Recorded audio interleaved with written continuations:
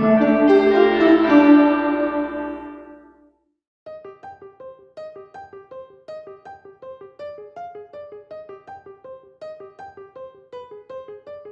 to CultureCast. My name is Sister Mary Michael, and I'm a Dominican Sister of Mary, Mother of the Eucharist. You may have seen us, as we are located all around the world. Following in the footsteps of St. Dominic, our mission is to be teachers and preachers. And this calling puts us in front of all kinds of interesting people, in interesting places, doing interesting things.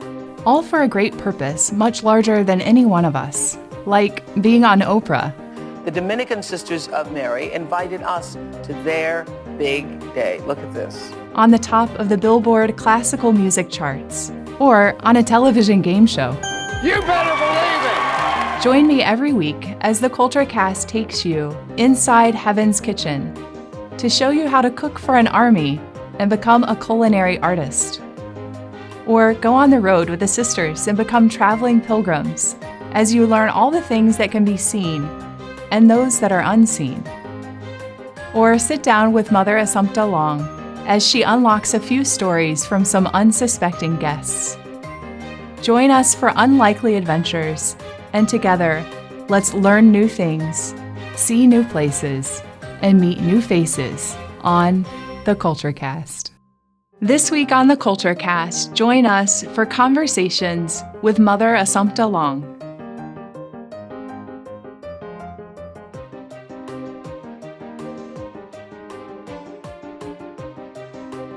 We're so blessed today to have a wonderful woman with us, Debbie Herbeck. She has an incredible faith journey, what I love about her is that she doesn't have a myopic vision like this is my faith journey, but she is willing and eager, zealous to go out and share this with others, particularly youth. So I'm going to let Debbie tell us about her incredible faith journey. Thank you. It's great to be here with you, and I'm so happy to share my own story, which God gave me this story many, many years ago, and we kind of made a deal that whenever I was asked, I would respond to that request and tell my story. So I'm kind of keeping up my end of the deal with God and telling some of my story. But have always been very inspired by I think it's Paul's words. It talks about proclaiming the gospel, and he says, talks specifically about those who do not know Christ, and he says, how are they to know if they do not hear, unless somebody tells them? Right. And so I've always felt that a bit of my mandate to be able to tell that, because if somebody hadn't spoken into my life many years ago, I wouldn't be sitting here. I wouldn't know Christ. And so my story, and it's a long story, so I'll kind of make it give you the short version. But I grew up in a very sheltered Jewish home on the north side of Chicago. Okay. My grandparents on my father's side were Zionists. They were very involved with the state of Israel. Well, long before I was even born, the state of Israel, they raised a lot of money. My grandmother was president of a very well-known Jewish organization called Hadassah. And she was the president in Chicago, where there were probably millions of Jews. And she and my grandfather single-handedly raised hundreds of thousands of dollars for the state of Israel. So I grew up with a very, very strong Jewish identity, culturally understanding this is who you are as a Jew. And back in that day, my grandparents and my parents really wanted to protect that Jewish identity. There really was a sense of, you're a Jew, you will always be a Jew, and we don't want you to do anything that would compromise your Jewish identity. So because of that, I went to a Jewish school. I lived in a Jewish neighborhood. All my friends were Jewish. And I pretty much thought everyone in the world was Jewish. I'm sure. Yeah, I'm I sure. think a lot of Catholics maybe grew up that way as well. Right. And so I didn't have any exposure to Christianity. This is before the World Wide Web, and I knew it was a world religion. I knew Jesus was the founder of the religion, but I didn't really know historically or biblically anything about who Christ was. And so I grew up in my Jewish home. I had an identical twin sister, an older brother and a younger brother, and we grew up in a very good way, very sheltered and very formed by our Jewish identity. And it really wasn't probably, Sister, till I was even a senior in high school when I went on a field trip to a Polish church in downtown Chicago that I even entered a Catholic church. and it was very foreign to me. The I'm sounds, sure, the I'm sure, smells, yeah. all of it Yeah. felt very foreign to me.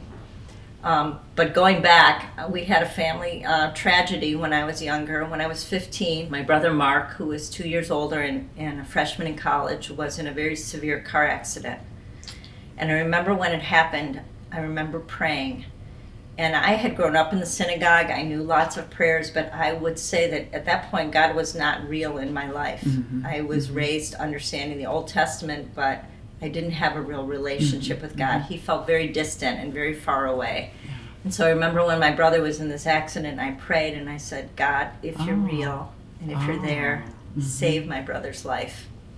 It was one of those prayers you kind of feel like you're just throwing out into space. And subsequently, a few minutes after I prayed that prayer, we received the news that my brother had been killed in this car accident. Oh my goodness. On his way home from college, goodness. run off the road by a semi-truck.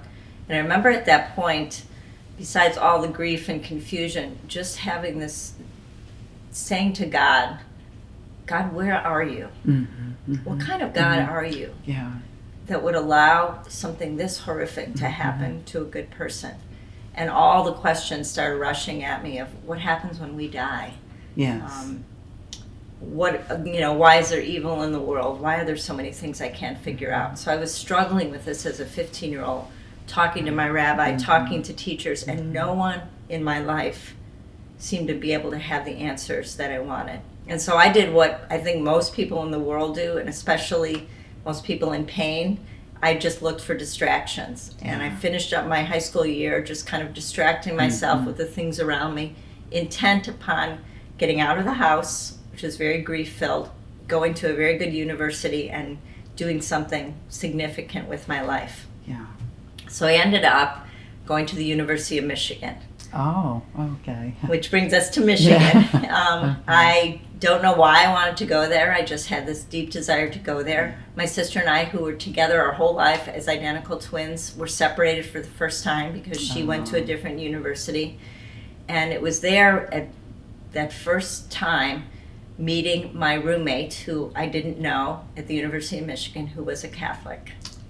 Oh my goodness. And that was my first exposure to Christianity. Interestingly enough, not only was this girl, my roommate, Catholic, she was actually very alive in her faith, which is unusual at the God was University of looking Michigan. over you. He was, totally. He put me in this tiny dorm room with a young woman who really wanted to pursue her Catholic faith at the university. That's beautiful. And so she and I became friends, and I also became very good friends with another young woman who lived on my floor. Her name was Sarah, and she also was very on fire in her Catholic faith. Oh my. And I had never even met Christians before, let alone people who profess to believe this. And I began to develop friendships with them, although I never remember, honestly, Sister, them sitting down and kind of systematically going through the gospel message. Kind of the Catholic way in those Not days. the Catholic way at all. And maybe they were Uh-huh. in a very wise way being sensitive to where I was at and just trying to form a relationship with me. And I will say it worked. I mean, obviously it worked, but there were many things that happened along that road where God began to work in my life. The first was that I was taking a class where we had to read some New Testament books. Oh. And I did not have a New Testament. I was not allowed to purchase one as a Jew. And so I went to my friend Sarah and borrowed her Bible. Oh. And it was there as I began to read the book of Romans for an assignment I had that I felt myself utterly lost. I had no context for it.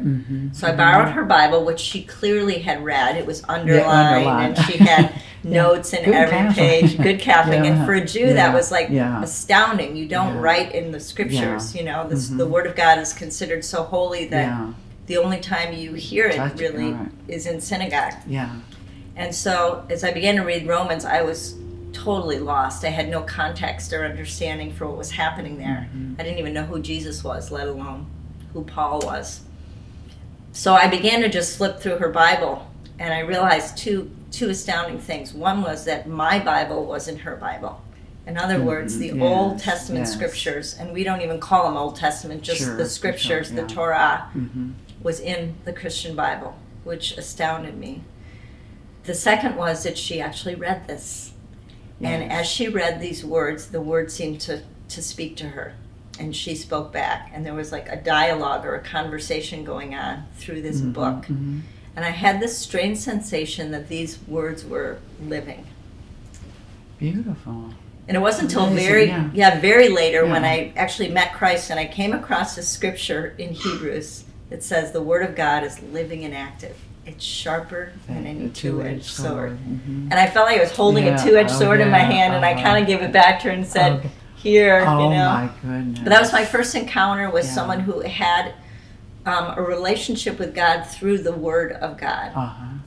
And it was a few months later that a few of these girls invited me to the lounge in the dorm to watch a movie. And as I sat down on the carpet and the movie began to roll, I said to my friend Sarah, "What's the name of this movie?" And she said, "It's Jesus of Nazareth." Oh my goodness. Do you remember that movie, Mother? Oh yes, From yes. the late 70s. Oh my goodness. And I had this sensation that I shouldn't be there watching something about Jesus. I'm sure. But the movie unfolds, and as I watched the life of Jesus, I turned to my friend Sarah and I said to her, "He's Jewish." Yeah. Oh yes. I never knew that. I never knew as a Jew that Jesus was a Jew. God was surely working in your life. Yeah. It's like the best kept secret. Oh yeah. And so all these years of growing up and realizing and feeling like Jesus was unapproachable, all of a sudden he was one of us and I was one of him. And not only was he a Jew, he was a good Jew. You know, he listened to his mother, he went to the synagogue and went to the temple and all of that. And as the film ended that night, it was being shown in two parts. The one pivotal scene was for me when Jesus comes to a town called Bethany. And he's met there by a woman who begins to weep. And she says to him, "Lord, where were you? If you had been here, if you had been my brother, my brother would not have died." And I sat there and I thought, this is a script from my own life. My goodness. These are the words I said. And at that point, I wanted to just leave and run out of the room. I'm sure. I just felt like I was being held there by this invisible hand. And this voice that said, "Just watch." And I watched as Jesus went to the tomb of Lazarus. And I knew that he shouldn't be there because that was a place that was ritually unclean. And I watched as he raised Lazarus from the dead. And I thought, who is this man? Oh my goodness. Could Jesus be the one, the Messiah? And so I went back to my room that night and I could not sleep. And I walked down the long corridor to my friend Sarah's room and I knocked on her door. I didn't say anything. She didn't say anything. She opened her door this wide and she put out her Bible.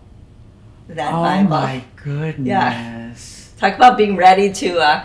Oh my goodness. What a wonderful young woman she was. Yeah, she was very, And then I took it back to my room. I sat in my beanbag chair and I read for the first time Matthew, Mark, Luke, and John. Oh my goodness. And I came to those words from the scene I had just watched where Jesus says, "I am the resurrection and the life. Whoever believes in me will never die, but will live forever." And I prayed for the second time in my life and I said, "God, I don't know who you are. And I don't know if this man, Jesus, is the Messiah. But if he is, give me the faith to believe."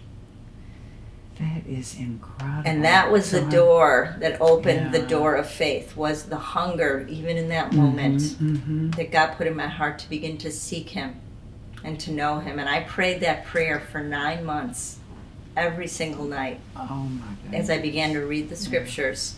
And so much faith came through just reading the scriptures. So much light, understanding who was Jesus, who was he in light of the messianic prophecies, who was he calling me to be as a disciple, and that was really scary. Yeah, I'm sure. Oh, yes. Whoever does not hate father, mother, sister, brother, whoever is not willing to carry their cross and deny everything.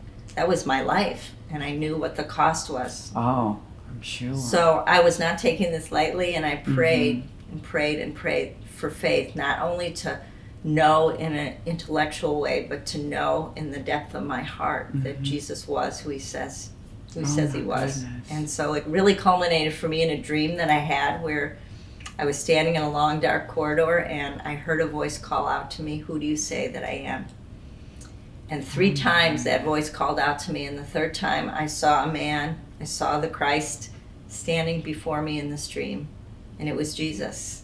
And I was able to say, "You're Jesus, you're the Lord." Yeah.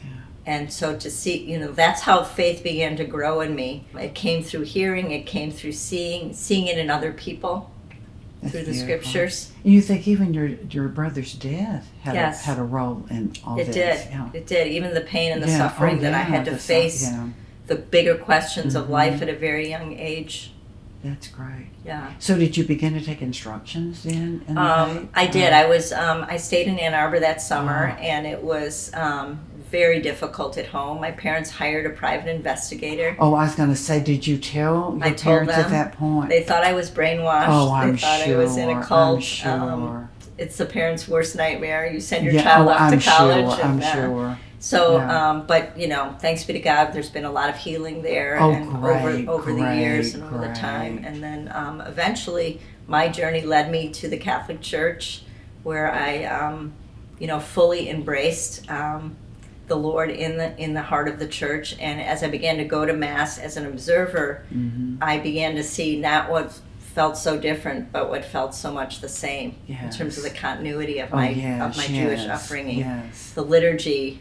Mhm. When in synagogue you stand up to reverence God's word. Yes. All of it just kind of fit together. Yes. The Passover and the Eucharist and Right, how it all came right, together. Right. So it's like the Lord was just connecting all the dots for me, and I thought, That's this is great. home. This is where I belong. This is It the is fullness. wonderful. Yeah. Debbie, how did you go from that, which is an incredible story, really? I mean, you just think how God is working through one's life. It's so beautiful. It is. It is. Without even knowing Yeah. what He's doing.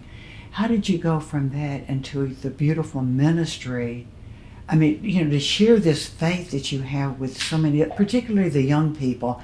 If there's ever a need, we need it today. Yeah. And particularly the very young. So how did that develop into evangelization, Yeah. so. Well, I think even at the point of my conversion, I was still a student at the University of Michigan, and so it just seemed so natural that I would want to talk about this. I had fallen in love. Yeah. Who doesn't want to share their love story? That's Right? That's great. So I began to share it with Yeah. people on campus. I began to work with campus ministry, wanting to kind of share my Okay. story and just help young women especially understand how loved they are and how valued they are. And that just continued to grow. And it wasn't just a phase. I realized it was a gift and a charism the Lord had given me Yes. to really proclaim the gospel in the context of mentoring young women, in the context of, interestingly enough, relationships with women, because that's how I was brought That's up right, as well. right.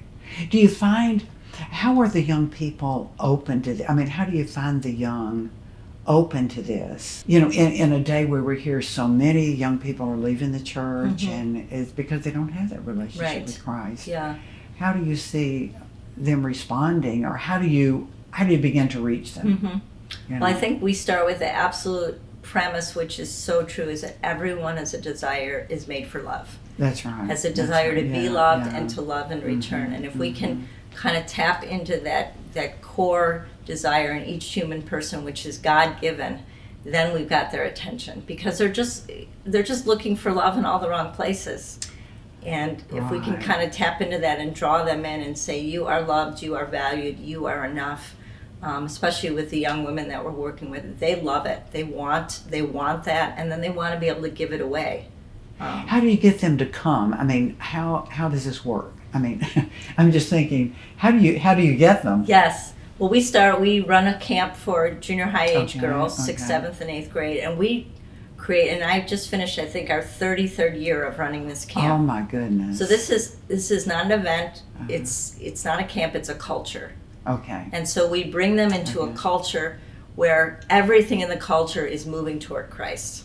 It's cool to love Christ. Your peers are moving toward Christ. We're drawn to Christ. Everything about the environment is about knowing that you're loved by God, and that's witnessed and experienced through the people, the young women there that are loving them, Wonderful.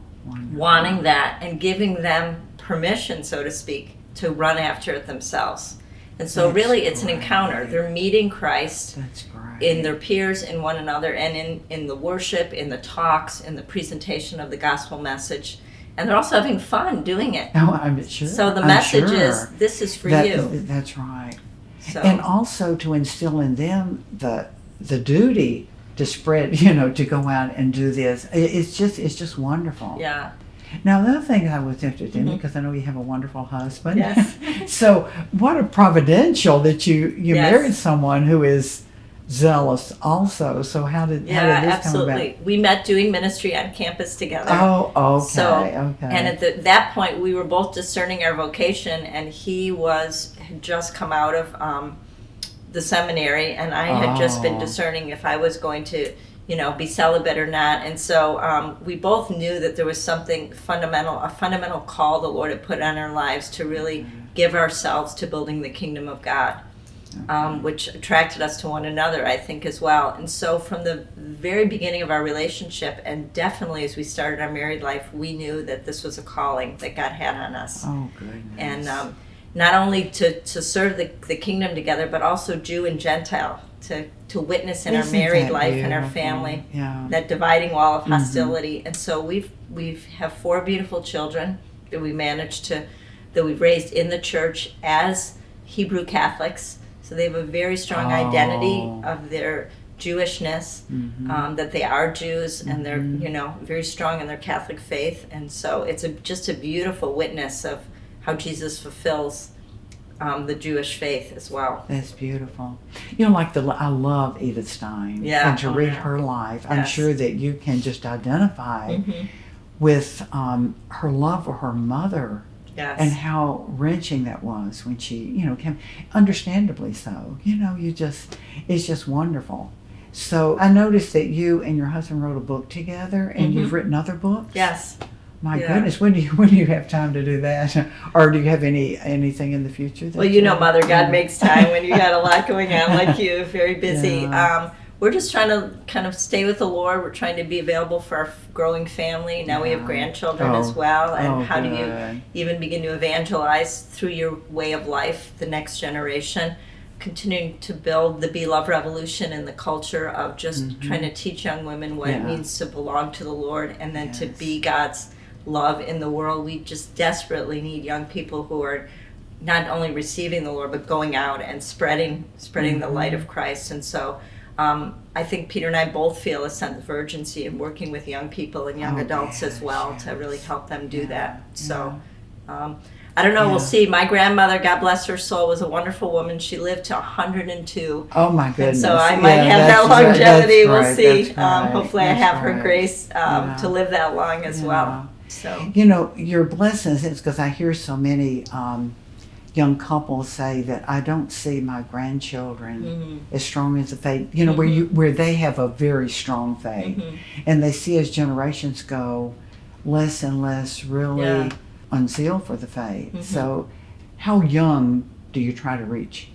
Well, we're focused on high school and junior high, but what we're realizing is if we start in high school, it's too late almost. Unless the families are very solid. So we're starting to talk to 8 to 10-year-olds about being a daughter of God, what your identity is in Christ, you know, the treasure that you have. Because if we're not speaking these messages into them, they're hearing them from the world in a very strong way. And so we need to counteract those messages. And we also we're spending a lot of time talking to moms and to say, this is important for how you're forming your children. You know, I love that age because you said that. You know, it's interesting because as a teacher, you know, that is an age where they're willing to do anything. If you can just put them in the right direction. I remember just only one time did I have that age group. And you think, oh my goodness, you could lead them anywhere. It's true. You know what I mean? You could really get them so excited and enthused. So that's wonderful you're going to that age group. We had an event this summer we called it Daughters of the King, and we decided to reach out to 8 to 10-year-olds. We had over 200 girls show up. Oh my goodness. Just word of mouth. But it shows you how hungry the moms are for this. And they just, the innocence and kind of how formable they are at that age. It's such a beautiful thing. And they left. The mom said, "When's the next one?" The mothers So, would have to be so yeah. grateful. They want so badly the best for their children. Right, and It an just breaks environment your that's heart. wholesome Yeah. where the Oh, girls yeah. can be together, learning Oh, how to yeah. love one another. That's wonderful. And all of that. So we have to just keep doing our part. I have to, Mother Teresa I'm a huge fan of hers, and I'm yeah. all about loving the person in front of you. Just starting with That's that beautiful. one, the ripple effect of what we do, and That's right. I may not be able to convert the whole world, but I can love the person in front of me. That's what she said. When somebody said, "Mother Teresa, what do you think you're doing?" I mean, you do one person at a time. That's right. You feed one person at a time. It's beautiful. Yeah. Debbie, I'm sure there are women all over the country mothers that would just Yes. love to hear about this. Yeah. How can the message get out? I mean, how can they begin chapters Yes. or whatever? Well, they can go to our website, which is Okay. the easiest thing, and it's beloverevolution.com. It's Oh, just that's one easy. word, yeah. Be Love Revolution is one word. Yes. BeLoveRevolution.com. Yes. Okay, that's one that's word, and they can great. find out about That's what we're great. doing and how to contact us and more about that. Wonderful, See some wonderful. videos and pictures of the That's girls what in we need to action. get out there. Yeah, no, Wonderful, that'd be Debbie. great. It's so nice to have you on the Thank you. program. It's good to be so here. anyway, Really God bless good. you and bless your work. Thank you. It is so vital today, I can assure you. Thank you. Pray for Yeah. us. Okay, God bless you. Thank you. Thank you. If you've enjoyed this particular show of the Culture Cast, please make sure to like and subscribe to our YouTube channel or follow us on Twitter. But as always, all of this content can be found on goLEdigital.org.